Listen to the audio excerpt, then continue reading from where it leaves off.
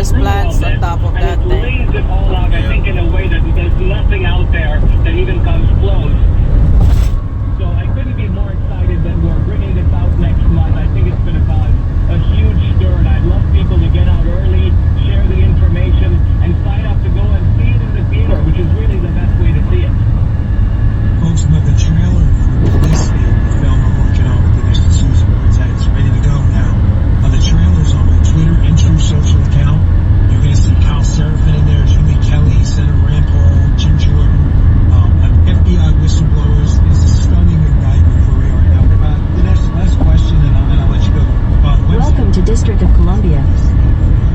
.net. I promise you it's going to sell. Welcome to Virginia. District of Columbia and then Virginia. .net.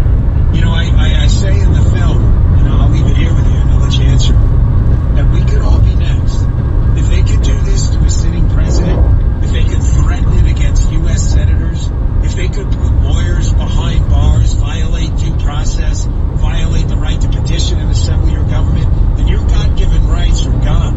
But we could all be victims. There's not going to be any sitting this out in the future. You just said it. That once the police state gets comfortable with not having to manage the PR anymore, at that point, it's over. The force is overwhelming, and it's already entrenched. It's a magnet you're never going to be able to get away from. Yes, I think there's a line I say in the film that you know that the police state is here when the whole country, in effect, has been turned into a prison. So what the left is doing is right now they need one side, the Democrats, to help them to build the police state. And a lot of their actions in secrecy or sometimes in public aimed at constructing the police state that at some point will be invincible, will be impossible to stop. And even the Democrats at that point won't be safe from it, because in the end, the FBI doesn't care, whether or not somebody is on the Democratic side or they're on the Republican side. Anyone who is an enemy of the state will be targeted. So it's a very scary thing that we're witnessing. We're witnessing it in pieces, and we tend to think, okay, you know what, I'm going to be like the wildebeest in the herd. I'm going to move away. It's not going to be me that's going to be eaten. Well, yes, in the end, it's going to be you.